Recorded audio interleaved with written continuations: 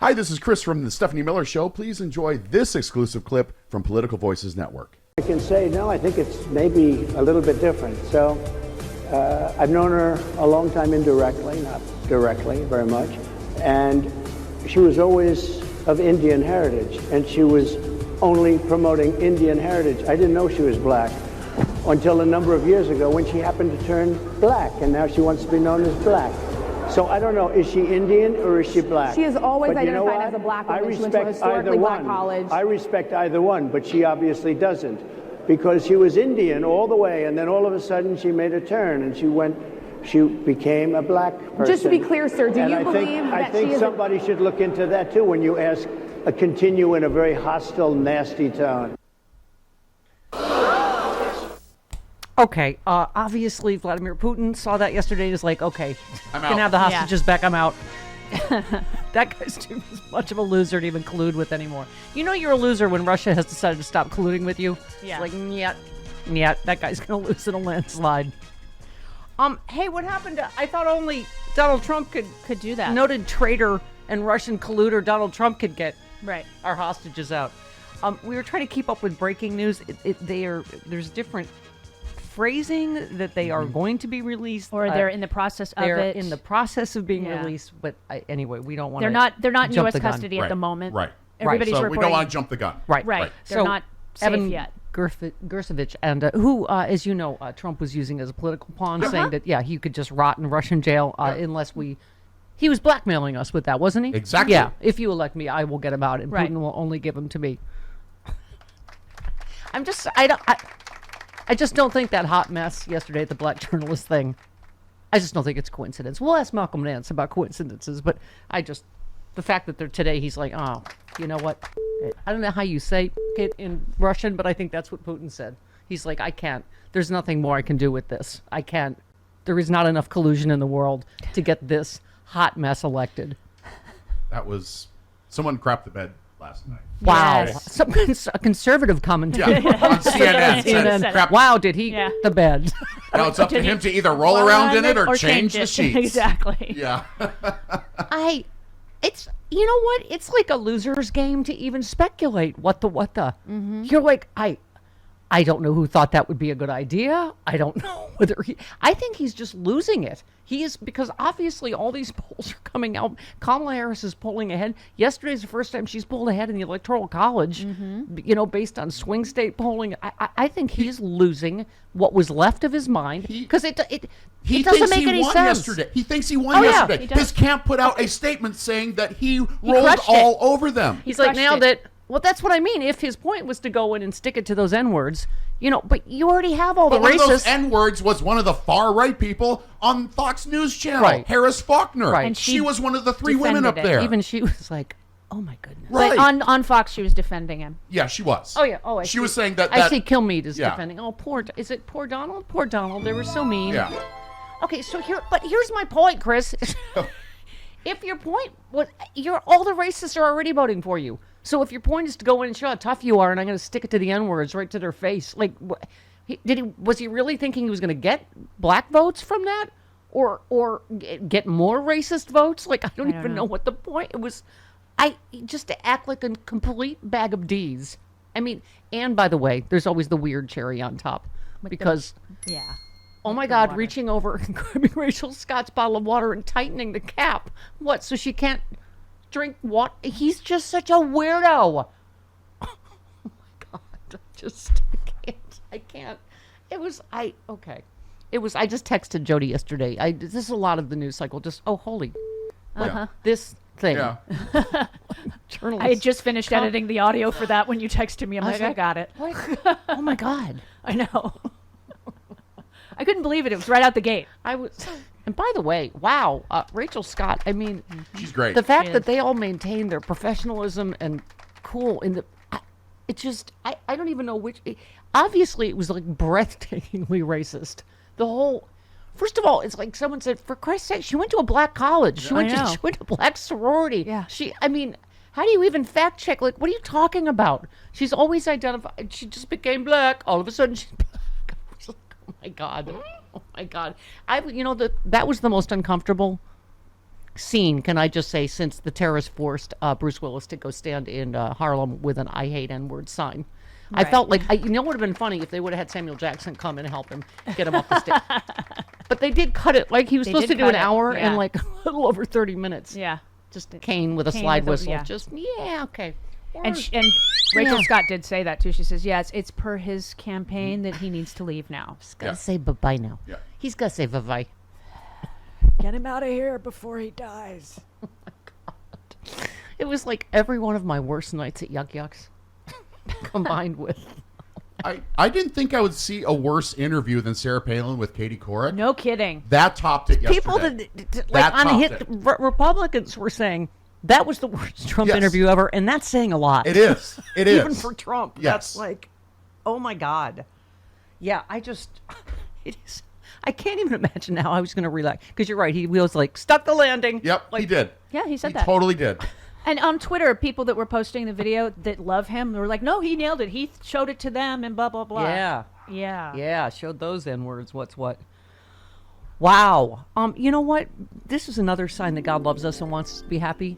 Literally by popular demand. We're going to hear what Frangela thinks about that today. Because we're all flying to New York City tomorrow. Sexy liberal. So we have Frangela today. We have Mika Brzezinski, who's right. Mm-hmm. You don't even get that. They're on vacation this week. Yeah. But not from the Stephanie Miller show. No. Yeah. So we will get her reaction to They that. reached out to us then and asked if she could come on. There you go. Yes. Dr. Doom and Carl Frisch. A very, very exciting Thursday show. It's all cattywampus week. Tomorrow will be Dana Goldberg and Glenn Kirshner and John Fugelsang. Glenn okay. back from his cruise. Yes. No, probably all All tanned and ready. Uh-huh. Okay. Maybe still glistening from all that sunscreen that he had on. Salt water on him still from the ocean. Okay. Wow. Wow. Well, should we? Just in case you're in a cave and you haven't heard any of this. So, first of all, he has a history of racist statements and behavior. Of course, you don't go to a black journalist without being prepared to answer those questions. Right. A lot of people did not think. Right. Oh, sorry. No, but I was just saying, like, not only it lost in all the, like, stunning racism was just that he is just an incomprehensible idiot, right? Like, he just, no, go ahead. What did he say? Define DEI. She's like, diversion, equity, inclusion. Yeah. Yeah, what is it? Define it. I'm like, She just did. Just I did. did. Yeah. That's your definition. No, that is the definition. Oh, my God. I can't imagine anyone wants to vote for this jerk. Put the misogyny and racism aside. What a jerk. Okay. A lot of people did not think it was appropriate for you to be here today. You have pushed false claims about some of your rivals, from Nikki Haley to former President Barack Obama, saying that they were not born in the United States, which is not true. You have told 4 congresswomen of color who were American citizens to go back to where they came from. You have used words like animal and rabid to describe black district attorneys. You've attacked black journalists, calling them a loser, saying the questions that they ask are, quote, stupid and racist. You've had dinner with a white supremacist at your Mar-a-Lago resort. So my question, sir, now that you are asking black supporters to vote for you, why should black voters trust you after you have used language like that? Well, first of all, I don't think I've ever been asked a question in such a horrible manner. You know what it reminded me of? Megyn Kelly. Yeah. Listing all the awful things he said about women. Yep. Right? Has he made a period joke yet about? Not Has yet. he made on the rag joke yet about Rachel Scott? Not yet. She had blood coming out of her wherever. Wasn't that exactly like was, just yeah. quoting your actual statements back to you? Yeah. And that was Megyn Kelly, who's Republican. Okay, I just strong black women standing up to it. Can I just say this is why Kamala Harris is the perfect candidate in the perfect storm, because she brings out the absolute worst in him. He can't help himself. And also the fact that, oh my God, this came out yesterday. The updated electoral map based on Morning Consult, Harris 284, electoral votes Trump 254. And by the way, that's without Pennsylvania, which she's also ahead in now. Oh, this one he's a betting man, isn't he? Oh, Kamala Harris now leads Trump in the odds to win the race as the betting markets switch up in her favor for the first time. That was yesterday. She is up by 5 points. I didn't anticipate the degree of happiness this would bring me. Oh, I know. Yeah. The degree to which he is clearly... You know what? The only thing I don't like, because I like everything. Mommy gives everybody on Twitter a gold star and puts it on my refrigerator. The people that speculate about him dropping out. Oh, Scaramucci did that? Yeah. No. Shh. Everybody quiet. Don't. I'm like, oh, God. Scaramucci said, don't be surprised if he drops out. I'm like, because I know this is going to be a humiliation to which he cannot even, I think, wrap his little tiny brain around. He'll fight it again, like he did last time. What? I'm worried about what happens if he loses. Oh, he's going to lose. Well, I know, but I'm worried about what he will get his supporters of to course. do. Oh, Well, the of course. difference is he's Yeah. not in power this time, so the National Guard will be ready. Yeah. Okay, let's hear some more of this hot mess because it's fun. It's a I think it's a very bouillabaisse. rude introduction. I don't know exactly why you would do something like that. And let me go a step further. Quote me to me. I was invited here, and I was told my opponent, whether it was Biden or Kamala, I was told my opponent was going to be here. It turned out my opponent isn't here. You invited me under false pretense. And then you said you can't do it with Zoom. Well, where's Zoom? She's going to do it with Zoom, and she's not coming. And then you were half an hour late, just so we understand. I have too much respect for you to be late. They couldn't get the equipment working or something Mr. was President, wrong. I would love I think if you it's can a answer the very question on nasty your rhetoric question. and why you I believe have that answered black the voters should question. trust you with another I 4 have years. been the best president for the black population since Abraham Lincoln. That's my answer. No. He didn't answer. No. He didn't answer. By the way, if you're so anxious for Kamala Harris to show up, let's do this debate. Yeah. Say it to her face. Yeah. Oh my God, there's more T-shirts I have to buy. Now look at this. Oh, by the way, our first Kamala Stephanie Miller Show T-shirts are up. Thanks to designer Robert, right? Yes, very exciting. And I couldn't help myself. I went ahead and got Dog Lady T-shirts and yay. Okay. Oh my God, every day there's a new Say It to My Face is like all over Amazon now.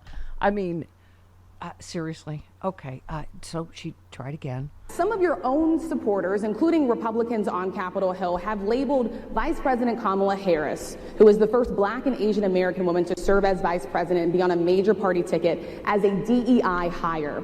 Is that acceptable language to you? And will you tell those Republicans and those supporters to stop it? How do you define DEI? Go ahead. How do you define Diversity, equity, inclusion? Okay, yeah, go ahead. Is that what your definition? That is Give me a literally the definition words then. Would you give me a definition DEI. of that? Give me a definition of Sir, that. I'm asking you a question, No, a you very have to direct define question. it. Define it for me if you I would. just defined it, sir. She's so dumb. I mean, And she's so patient. And she's, I know, and he's so offended that, Yeah. The black lady that's so much smarter than him is like, that he's on the same stage. How dare you ask? Oh my God! So Daniel Dale, poor Daniel Dale. Good God! I know. CNN fact checker. Okay, so where do you start with the? Okay, she found multiple examples of her talking about her black identity going back decades. Her biography, the official website of the San Francisco District Attorney page, identified her as African American. An article quoted her talking about her black identity, speaking out against anti-black racism in 1989 as a law student.